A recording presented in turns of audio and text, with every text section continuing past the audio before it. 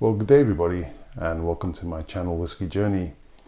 Today I've got another review for you guys, and as you can see, I'm journeying back to Campbelltown again. This is Springbank's latest releases from November. But before I go and delve into that, just want to mention a few things. Firstly, if you're a big peat fan, we've got the Local Barley cask strength 10-year-old, batch 16. On Master of Malt at the moment. If you're in the UK, it's only £42 a bottle. I'm not sponsored by them at all, guys. It's just that it's an absolute bargain at that sort of price. You're going to struggle to get any sort of age-stated cask strength whiskey for that price. Lefroy, in my opinion, their cask strength is very consistent. And shout out to Whiskey Lock. If you want to watch reviews on any of the batches, check his channel out, obviously. He's very knowledgeable and gives good thoughts and good notes on all the batches, and he recommends batch 16 as a good batch. Second thing I'd like to mention is shout out as well to my local for allowing me to purchase these bottles.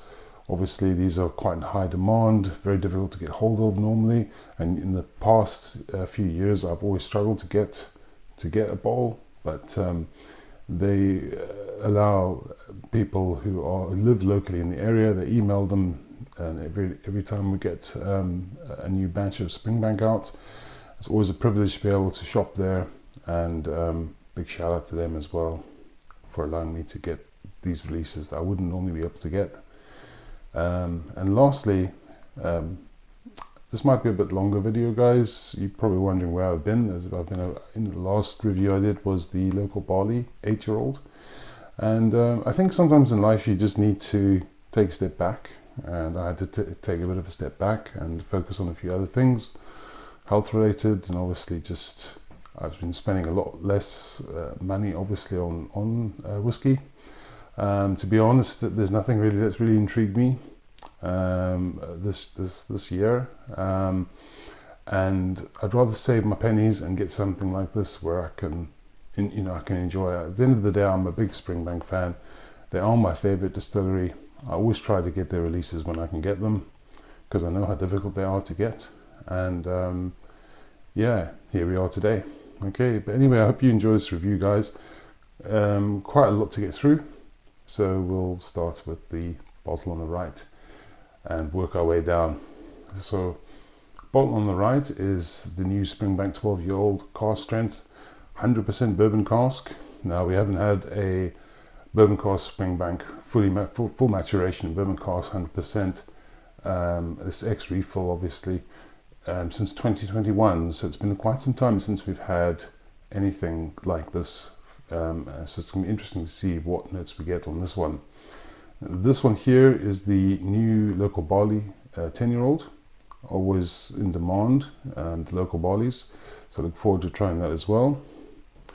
This is the latest Springbank 10-year-old as part of their Sherry Wood series. This is the Fino, and my understanding is it's 4 years maturation ex-bourbon or ex-refill bourbon casks, 6 years Fino cask sherry. And last but not least, this is the Springbank 5-year-old 100 proof. This is not a bottle from the November. This is the first batch. I decided not to get a second bottle of this. At the end of the day, there are other bottles that I would rather get. I'm not saying this is a bad release in any way, shape or form. It's just that I thought that I didn't need a second bottle. I was quite happy just to keep this bottle as part of the first batch and just drink that until I can get hopefully another bottle. This is also very high in demand, guys, for some reason. Very difficult to get hold of as well, but if you do see it, it's £49, 50 quid. I think it's well worth it. Okay, right, so now we've got all that out of the way. Let's first of all try this release. So this is, as I said, the Springbank 12-year-old, 55.5% ABV, 100% ex-bourbon, refill bourbon casks. Let's see what we get on the nose and see what we get. Okay.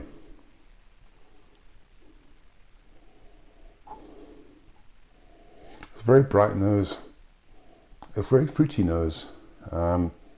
pear.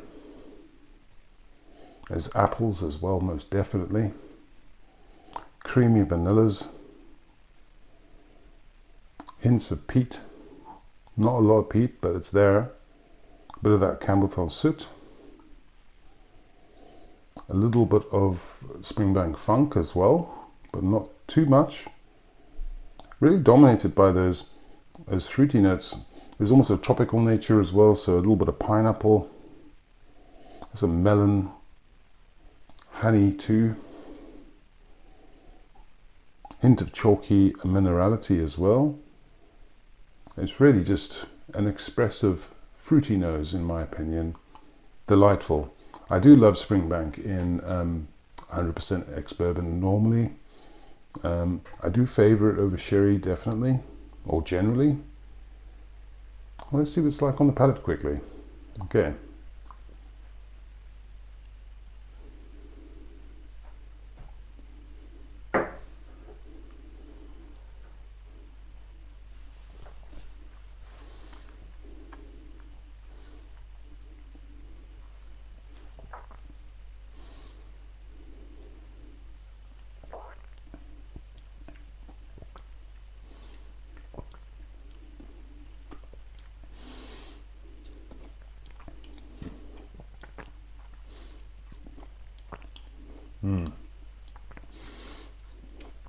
Briny, coastal in the finish.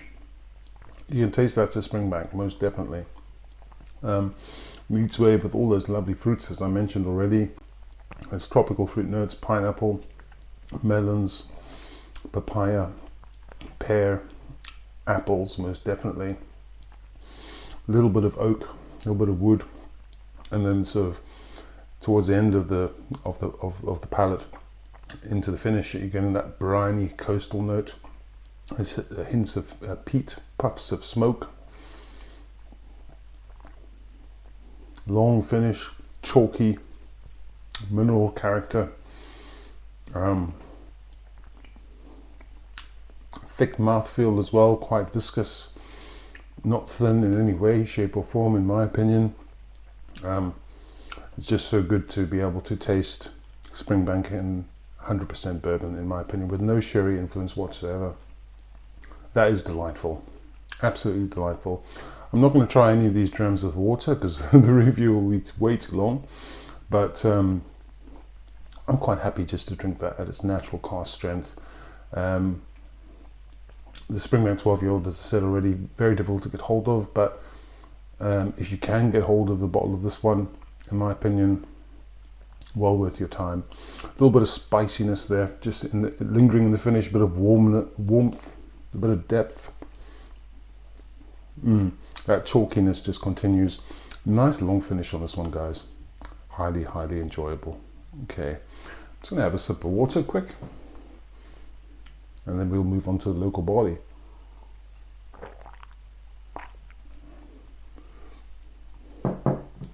Right, so as I said, the latest Springbank Local Barley, 10-year-old, so 2 extra years of aging compared to the last one. The last one was the 8-year-old, which I still highly, highly enjoy. It's not your typical Springbank, in my opinion. If I had to taste the 8-year-old blind, I might not pick up that it is a Springbank. So this one, they use bare barley as they did the previous release. So it says here, the barley source was Cockhill Farm, barley type, as I said, bare barley, bottled in October 2025. Only 8,000 bottles and 55.2% ABV. So the 8-year-old was a bit higher strength. I think it was just over 58%. I think 58.1% ABV. So this one's a little bit lower, but obviously a bit more maturation in the casks. Sorry about that, my camera decided to cut out there. Right, so as I said, let's try the Local Barley and see what we get on the nose first.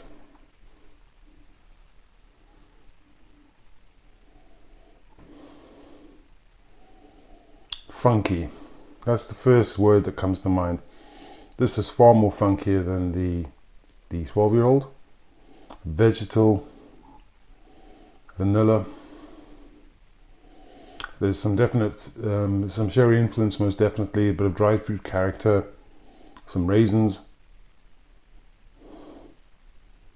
Very farmy, very, very farmy. It reminds me so much of, I live in the countryside, and I get that sort of farmy smell when I drive through the country.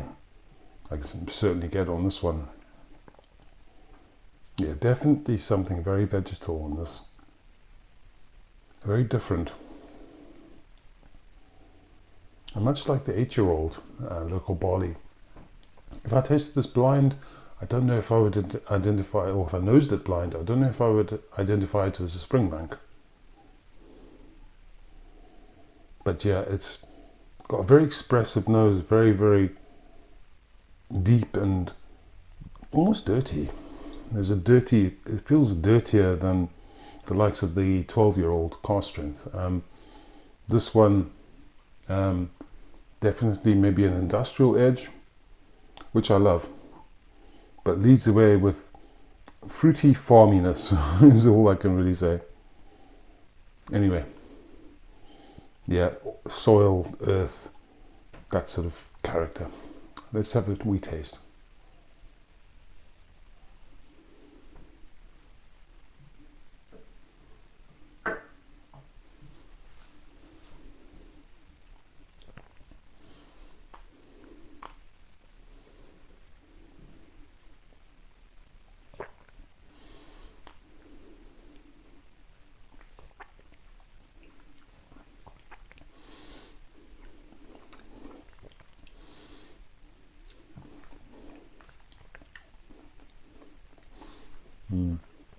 A little bit of sherry influence there on the end.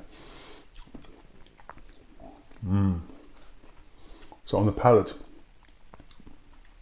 mouth coating, maybe not quite as mouth coating as the 12-year-old in my opinion. However, still viscous, still oily arrival. Explosion of flavors on the palate, but quite difficult to identify. That farmy note that I was talking about, now this is a bit unusual for me because normally the farmy note I'll get on the nose, not so much on the palate with Springbank, but this is quite farmy on the palate, earthy, industrial edge. Reading a few notes online, some people felt this one's picked up mixed reviews. Some people feel it's got almost a chemical note to it. Now, having tasted a lot of rum and having tasted a lot of unaged DOC and spirits like Hamden and that has a real chemical note to me. This is nothing quite like that in my opinion. In my opinion, that funky note on the nose just continues in the palate, and you get this farmy, barley sort of dirty sort of note on it, which I really love, guys. I'm a big fan of this release in my opinion. It gives something a little bit different to what I usually what I usually get with Springbank. Although you do get a lot of Springbank which has that sort of dirtier edge, this one does feel like a dirty dram in my opinion. And mixed feelings, I think, online for this, and most definitely I can see where they're coming from. I don't think it's a release that will cater to everybody. I think if you're more of a fan of the industrial sort of edge in your dram, I think you'll find a lot to enjoy if you can get this one. Very different release from all of these in my opinion, but really, really enjoyable. Long finish, vanillas, and as I said, that sherry edge as well hits sort of towards the finish in my opinion, with some red fruits and dried fruit character. But it's really about that farmy sort of rural edge. It's the only way I can explain this one. In my opinion, not the most refined dram you can find, but very powerful and very interesting. Okay guys, let's have another sip.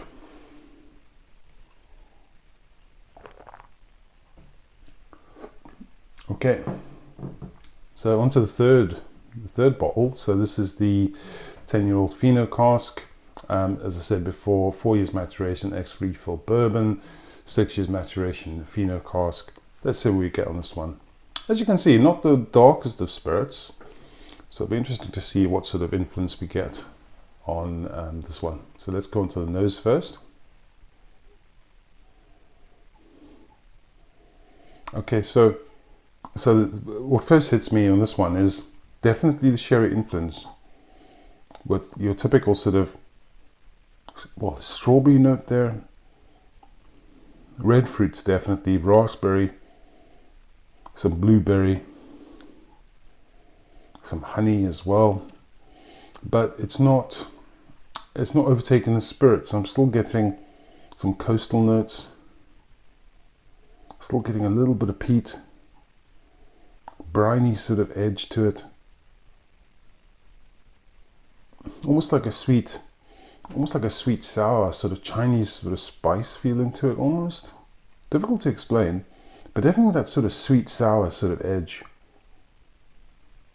a bit of mustiness, a bit of dunnage, not much, but it's there, definitely a bit musty, very interesting, earthy, yeah, very, very nice. Let's have a wee taste.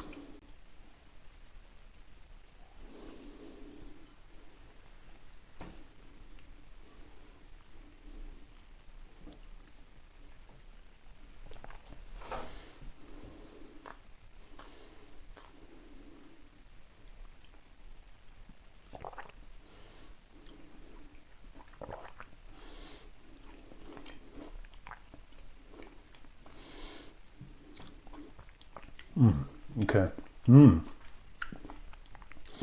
Burst of red fruits, juicy.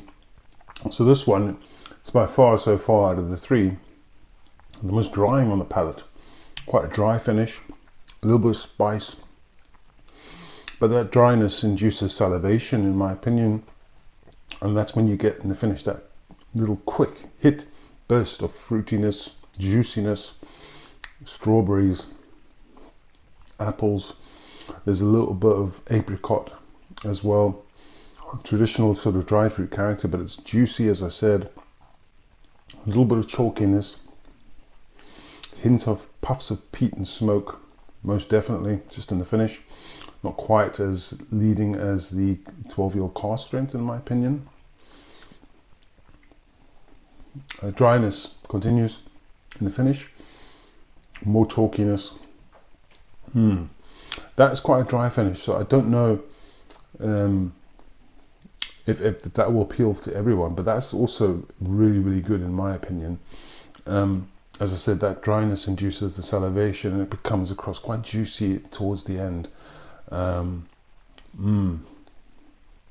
think this is excellent. I think it'll need a little more time in the bottle, like all of these bottles will, bar this one, which has been around for a wee bit. But as far, I need to compare this to the other bottle I've got, which I can never pronounce, Amontito, if that's how you pronounce it, Amontito cask finish. I haven't compared them yet, so it'll be interesting to try. But I'll just let this one and all of these, except maybe the 12-year-old, because that's out of the bottle. That's just incredible. I'll let them sit for a wee bit, maybe a month or two, just to see how things change over the course of time. Okay, so the very last bottle is the Springbank 5-year-old 100 proof. As I said to you already, this is not from November. This is from the first batch. 100% ex-refill bourbon cask. Probably the lightest of the spirits, as you can probably see in the glass. Let's see what the nose gives us first. Well, give us a sip of water first.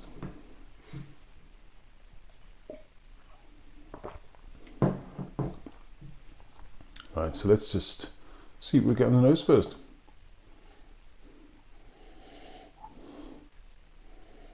Caramel. Most definitely, the first thing I get is like a toffee sort of caramel note. There's pear and apples. Peat, most definitely. Quite peaty, in my opinion. But leads the way with those fruity notes. A little bit of tropical fruits. Definitely quite distillate. Lead, in my opinion. Chalkiness. brininess, coastal influence. I think out of all of these drams, I would say the 100 proof and the 12-year-old cask strength are the most Springbanks, if you get what I mean. Like when I nose this, I definitely feel this is a young Springbank. I mean, you can smell it's youthful. Compared to the 12-year-old cask strength, you can most certainly smell the youthfulness. But that's not a bad thing. That's a good thing, in my opinion. I think it's good that we have these types of releases. There's a bit of earthiness, definitely a bit of mineral, bit of funk, typical sort of Springbank funk. Lovely nose. Let's have a taste. This is 57.1%.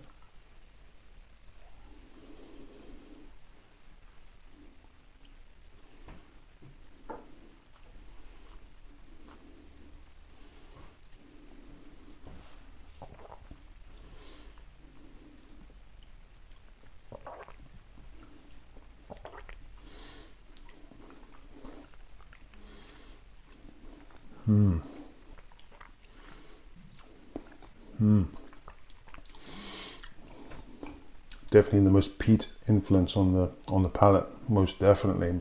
Lots and lots of peat. Briny, coastal, quite aggressive, but a lovely expression. So on the palate, fruity, apples, pear, as I've already said on the nose, chalkiness, nice mouthful for its age, nice mouthful, oily, viscous, a bit of heat there, a bit of spice from the barrel. Definitely the most youthful of the 4 drams I've got today. You can taste it's youthful, you can taste it's young. As I said, that's not a bad thing in any way, shape or form. It is what it is. It's 5 years old. But what a good dram, in my opinion, to give you a taste of what Springbank is all about, in my opinion. It gives you all the classic notes that I would expect from a Springbank, from the brine, the chalkiness, and also, maturation, refill bourbon. There's not too much to hide in the hiding with sherry or anything like that. Beautiful coastal notes, salty, toffee. That is just gorgeous. And if you can get it at retail for £49.50 or 50 quid, that's a bit of a steal in my opinion. But as I said, I don't think I needed to get another bottle, because I think that amount is more than enough for me to last me for at least the rest of the year, if not into the new year. Because I don't think it's a release I'm going to drink all the time. I think it's a release that I almost back to roots, back to grassroots. If I want to just have unadulterated Springbank, I'll just try this. Okay guys, so that's the lineup for November, at least. I say bar this one, although this one was released in November as batch 2, but as I said, this is still batch 1. But I thought I would bring this one, I would review this one as well. Now the question is, which one do I prefer the most, and which one do I think you should try to source if you can get one? Initially I was leading towards the, when I was first tasting, initially I was gravitating towards the Local Barley, but this 12-year cask strength, it's hard to beat. I think for the price, I think cask strength has gone up a wee bit now, so I think you're looking at about 75 quid for the 12-year cask strength, as opposed to this, which was about 95 to 100 quid, and this one as well. I think this is, in my opinion, out of all the releases, I think that the 12-year cask strength is still my favorite. 100% bourbon refill. Gives you all what you need from a Springbank, in my opinion. All the classic notes that you get from Springbank, I identify with it, and it's just a highly enjoyable dram, in my opinion. The strength is perfect as well. It doesn't really need water, in my opinion. You could add some water, I guess, but it gives you everything you want, as I say, from Springbank, from that coastal note, the funkiness. The Local Barley, I would suggest, if you want something different and you want something that's really funky in my opinion, and industrial. As I said, this will not cater for everybody. Not everybody's going to enjoy this release, but if you like me and you enjoy your dirtier type of dram, yeah, if you can find it for retail, pick it up. Don't pay secondary prices, guys. I would suggest, I know that's always difficult to find, but if you can find this at retail, definitely pick it up if you prefer your dirtier drams. The sherry and the Fino cask are very, very enjoyable. I think I prefer this to the Amontillado cask, although I'm not sure. I need to compare them. The influence of the sherry is there, and you get that juicy character with a dryness. Highly enjoyable. I like that dry character, but again, that might not appeal to everybody, so it really depends on what your style is or what you like, what you enjoy. And of course, for a bit of fun, the Springbank 5-year-old, in my opinion, distillate led, youthful, but very, very enjoyable, and gives you a taste of what Springbank is really all about. Okay. Right, guys, I know this has been a long review, but I hope you've enjoyed it, and if you stuck with me. If you enjoy my content, please like and subscribe to the channel. It's always appreciated by me. And what will I review next? I really don't know. As I said, I haven't been around for a while, and I don't know what my plans are for the future of the channel. I just will review stuff as I get it, I guess. And I haven't been buying a lot recently because I've been saving my pennies for these types of releases. Life gets in the way sometimes. Okay, guys. Anyway, signing off just now. Take care, and as usual, have a great day. Cheers.